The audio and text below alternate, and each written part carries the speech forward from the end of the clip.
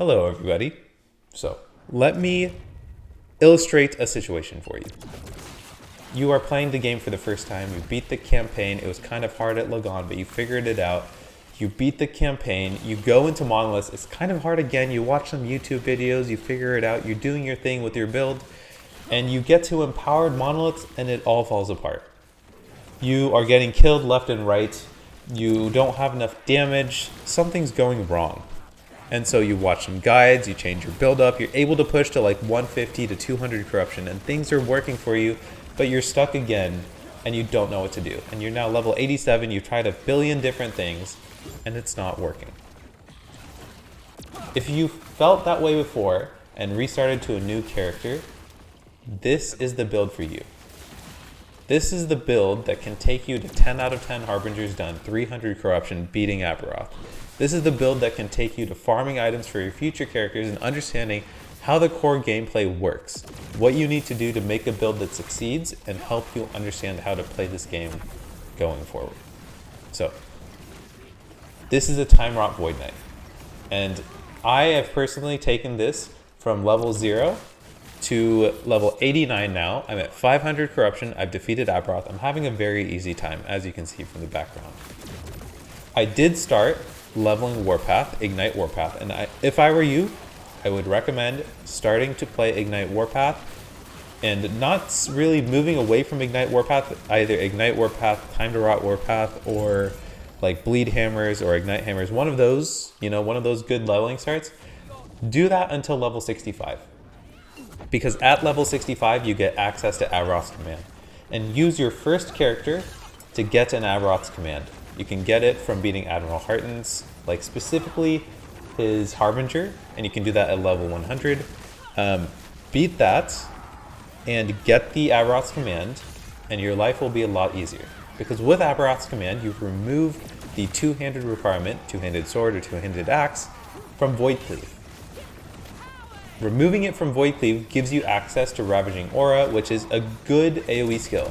Now, if you can't do that, if you say, hey, I don't have a character that can do that Harbinger, I've done other Harbingers first, and that's just one I haven't gotten to, no worries. You can still play this build, you just won't have access to Ravaging Auras at the start.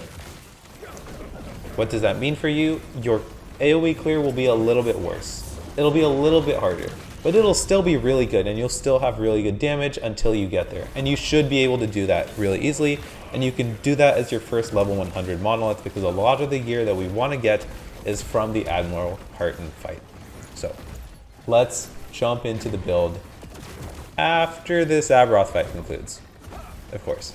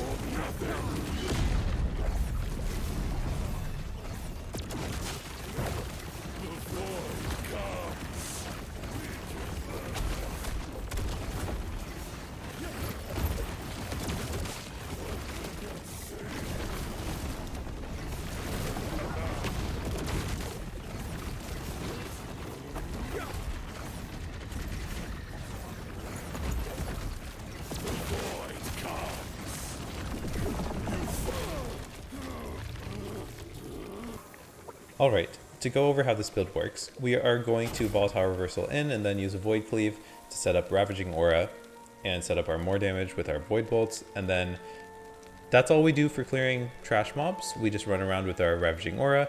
Against tanky mobs, we just cast Smites so we get some fissure stacks under them. So that looks like this. And you see that circle, that purple circle around us, that's Ravaging Aura. So we run around them like this if it's a trash mob, and then we use Smite if it's a tanky mob. Pretty straightforward, right? So this character, as you can see, is resistance capped pretty much. My Cold and Lightning are pretty close. We have 5,100 armor, which is solid, 86% block chance, 1,500 block effectiveness, and 97 vitality, leading us to have just under 3,000 total HP. So we are pretty tanky because of our block chance and our HP and our armor, but we will eventually get to like 3,300 or 3,500 at the end of this build, right? Those are the numbers to keep in mind as you're going for it. So let's go into the skills and how this build's set up, and then we'll go into the gear and the passives. First thing first, let's cover Void Cleave, because this is our best sort of AoE mob clearing skill. We are looking for Ravager for the Ravaging Aura. This sets up Ravaging Aura for 3 seconds, and then we get more spell damage for it with Annulling Presence, and then a little bit of Leech. So looking at the skill, it's a void spell damage over time that takes added damage effectiveness at 105%. You could pull points out of Dark Pathway because we shouldn't need it that often and put it into Annulling Presence. That's probably the best way to go about this. This is how I'm spec'd right now, so I'm a little bit inefficient. You know, this is fully optimized, but considering I am inefficient and at the corruption I'm at and beating Aberroth, you know, that tells you the power of this build. Then the other thing that we're using for clearing, at least for mapping, is Devouring Orb. We are going into Void Adept for that global more void damage. It's doubled when you have over 90 vitality, and we have 97, so there you go. We are auto-casting our Devouring Orbs, so they will always be up and we'll always have that buff. And then we're going over here to Eternal Decay for the additional damage over time. So it's mostly a buff skill. It does a little bit of damage over time. It helps us with the trash clear, but this is secondary, right? It's mostly a support skill. Then we have Smite. We are just taking 5 points into Sacrifice so that we buff up our Fissure to a maximum that we can. Then we have Fissure with the more fissures per second and more damage per fissure, and turning it into Void.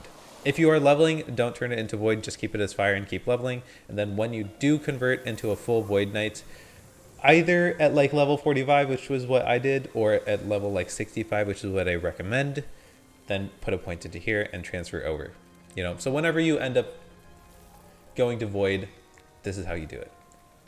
Okay, so that's our Smite. Then Abyssal Echoes. So this is spec'd for damage, but honestly, I play it suboptimally. You want to take this node Crumbling for the damage over time taken to enemies that are affected by it, because you are pretty much using Ravaging Aura to affect them all the time. And then you get 80% Abyssal Decay duration. Abyssal Decay is a 5-second duration, so going plus 80% makes it a 9-second duration. So it's pretty powerful. We can also do additional time to rot chance with the buff Nether Coating, which would be very powerful if we ever casted it. So if you need the extra damage, you should manually cast this, and it'll give you a powerful buff for the next 5 seconds. That'll give you 20% damage versus blinded, and this blinds the enemy, so it gives you a 20% damage buff alongside 45% time to rot chance when you have the buff up. So this is a 45% more multiplier, which we will see from the passive skills, but that's how that works. Direct cast this if you need the damage. If you're lazy like me, just let Void Cleave do its thing. And then Volatile Reversal, we are taking this for the Void Bolts. We're doing Void Bolts at the start, at the end, making them return. And whenever enemies are hit with Void Bolts, they take 15% damage over time as a more multiplier. Now, this means that you cannot, like, each hit does not additively stack it. It's just one more multiplier, 50% more damage over time. However, you know, more hits leads to more opportunities to get the hit on the enemy, so it's a little bit better this way. You can remove Returning Corruption if you need to for the Mana Sustain. Then I also have Immutable Past just to use it as a better as a movement skill. So it's basically a slow teleport. Okay, so those are the skills. Pretty straightforward. Let's go to items. We are first going to cover all the, we'll go in order of importance. So first off, Aberroth's Command, this is the most important item for the build.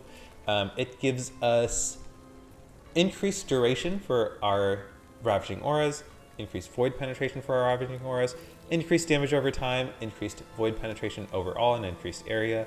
Very powerful scepter. It removes the requirement from Void Cleave, so it's essential to what we're doing. You can farm it from the Admiral Hearten Harbinger at Empowered Monoliths. Additionally, you can also get the Bulwark of the Last Abyss from the exact same fight. You can do it without the Harbinger, just from Admiral Hearten, if you need to get this item. It gives you a good amount of block chance as a base, 35%, a good amount of block effectiveness, as well as 18%, or sorry, up to 20% additional block effectiveness, or sorry, block chance, and up to 90% increased armor. Very powerful. With a tier 7 block chance slammed on it, I basically am block capped. But even if you don't have the tier 7 block chance, like just that alone is good enough. It also gives you a 40% increased void damage during Apocalypse. And Apocalypse is, you know, that thing that you see that like sucks away my HP every now and then. So if you look, there it goes. That was Apocalypse. When you're leeching, you don't really notice it, but you can notice it now. So that's what you do with Bulwark of the Last Abyss. Also, from the exact same fight, you can farm Anchor of Oblivion. It's a little bit harder to get, but it gives us increased void damage. I low rolled on this, so there's 60% increased damage that I'm missing right here. It gives you endurance, and it'll pretty much endurance cap you alongside endurance threshold, which is very powerful, and strength, which increases your armor, and you want that alongside an implicit of increasing armor as well. So this is a very powerful stat item. You can also run Vessel of Strife or just any Exalted in this place if you can't get this. This is a little bit harder to farm, but good overall for what we want to do. Definitely not required. Then you can get Atrophy, which gives us increased time to rot duration. Sorry, time rot duration. 20% chance to slow on hit, which is a 20% more multiplier, which we will get from the passives. And 20 to 25% penetration against all resistances for damage over time. And we are pretty much entirely doing damage over time. So very powerful. You can get this from the Raya Empowered Monolith. So Black Sun, go ahead and farm this. Then from Orbis, you should be able to do Orbises. You can get Siphons of Anguish. That gives you Doom on hit, which is a damage over time, and then Void Penetration with Doom, alongside Move Speed, Leech Rate, and Elemental Resistance. This is easy to get with 1 LP, and with your 1 LPs, you want to slam like tier 5, tier 6, tier 7 block chance if possible. So I have 2 of them with tier 7 block chances on both of them, so that's what we're doing there. And then lastly, from Orbis as well, you can get Stymied Fate, which gives you increased damage over time, chance to apply Doom on hit, and then chance to gain haste. So very powerful abilities. Eventually you want to get a 1 LP with Vitality, but you can just run this at level 60 as a 0 LP, and it should be pretty strong. Okay, those are your Orbis and boss items. You can also grab from the last, sorry, what is it called? Lightless Arbor. You can grab Core of the Mountain. I think this is only available on tier 4, so if you can do tier 4, do this. If not, just run any like Exalted Armor piece. If you're going into late game, things like Null Portent can also go in this place. I like Core of the Mountain because it gives +7, 4 to 10 to all attributes. So that's essentially 10 more vitality that's possible. It gives you endurance, endurance threshold, increased armor, very powerful. Armor-based, you know, body armor. Very achievable, I think, if you're able to do like 100 base empowered monoliths. It's probably the easiest, I think, of the dungeons to do at tier 4. It's the first one I did when I was running a Fireball Mage back in 0.8.2 when it was really trash. So I think you guys can all do this and grab this piece of armor. If not, you know, any Exalt should work. Just prioritize HP and armor and maybe endurance. Okay, so those are the boss items. From Woven Echoes, you can get Brewmaster's Buckle. You can get it from the Grand Brewery Woven Echo. It's 100% drop rate if you kill the boss. Even if you lose to the Echo a couple times and you eventually kill him, you will get the Brewmaster's Buckle. It gives you Vitality, Endurance, and then eventually you can farm it up with LP, but its base gives you a good amount of armor as well. So very powerful item right there. So those are all the like easy static encounter items to get. That's pretty much all of your gear. By taking all of the above, you should pretty much be able to cap out all your resistances, with the exception of course, Pearls of the Swine. This is the new item introduced. It gives you Vitality and All Res and +4 to all attributes. So from this one, I'm getting 14 Vitality, right? 4 from all attributes, and 10 from the plus 10 vitality, and then all res. There are different versions of this. There's a version that gives you fire damage, there's a version that gives you physical damage, and there's a version that gives you poison damage. It doesn't matter which one you get. They all come with physical resist and necrotic resist. We like resistances, so it's just generically good. Run it. And then lastly, Decayed Skull. Pretty easy to get. Easy to get up to like 2 LP, but you know, if you can't, this is just a good base to get. It gives you increased void damage. 20% of void and necrotic damage taken as physical. The reason you want to be taking as physical is because physical damage, armor applies to physical damage at 100% effectiveness. So if you look over here, armor applies to physical damage at 100% effectiveness. And then I think 70% effective against everything that's not physical. So very powerful over there. And then it also gives us 29% of armor mitigation, also applies to damage over time. So it helps us be strong against damage over time. Since we have so much armor, this is a good source of taking this. Okay, so those are all of our items. Very achievable stuff. Easy to farm at like 100 corruption empowered monoliths. Let's get into the idols. So with idols, we just want vitality wherever we can, and chance to inflict time to rot on hit, because that's a more multiplier. So these 4x1 vitality and chance to inflict time rots are ideal. Otherwise, you know, that's all you're really looking for. And then you can round out your resists in the meantime. Blessings. I don't even have my Lagon one because it wasn't super important, but increased void damage from, what's his name? From Black Sun, which is Raya, or Void Shred, both would be okay. All res from the Reign of Dragons. From Spirit of Fire, you want to grab armor. And from Aberroth, you want to grab increased armor. So that's what you're looking for. Otherwise, of course, if you're farming whatever his name is, Admiral Harton, that's why you're going to have this one. I was farming him a lot to get my items, like with the LP I wanted, so there you go. Okay, very easy to itemize, very easy to find these items. Let's talk about passives. Starting from Sentinel, when you're leveling, 8 points into Fearless, 7 points into Juggernaut, and then 5 points into Time and Faith for your mana sustain, because you're using Smite. Everything else will go into Void Knight. Pretty simple. In order, you're going to go Abyssal Endurance for the resist, Devouring Blade for the tank, Dark Maw for the tank, Doom Knight for the tank, because we love health and armor, and then 5 points into Rot Ripples for the time to rot chance, 5 points into Rot Grip for the time to rot chance, and all the more multipliers that come with it, and then 5 points into Renouncement to make your Smite be based off of Vitality instead of Attunement. Then, because you'll have 10 points, you can go into Eternal Form, an additional 5 points over there. After that, you go back either into Echoing Strikes for the Echo chance and time to rot on Echo skills, Future Mind for mana sustain if you need it, or Woe for the Void Pen and slow chance. So Woe will give you the most damage, Future Mind will give you mana sustain, and Echoing Strikes will help you with single target. So 5 points in whichever one. Then you'll go 5 points into Abyssal Fluctuation for the elemental damage taken as Void, and then less Void damage taken. You also have the funny little synergy of Void and Necrotic being taken as physical, so very powerful translation effect. This makes you incredibly tanky. This is like insanely powerful. And then lastly, you'll end up filling out the rest of this. So I'll post the build planner below. Just go back and fill out the rest of this. You might want to take Patient Doom for the reduced damage over time taken from crits. Or like finish out your Eternal Form for more tankiness. Things like that, right? Things like that. So I'll post the planner down in the description below. Follow that for the rest of the passives. I will post 100, like as if it'll be the exact same items, but I'll allocate the rest of the passive points as if it's like level 100. So there you go. You'll have a full build to follow. Yeah, that's what I would recommend. This is a very easy build to play. If you are struggling with your first character, I would recommend playing this so you understand what you need in terms of resistances, armor, like how to make your character tankier and how to scale damage. You can get to a higher corruption, farm up some stronger items, and then return to your other characters to make them stronger. So strongly recommend playing this. Hope you guys are having fun with the game. I just want everyone to be able to be Aberroth, and this is the build to do it. So Y'all take care. Peace out.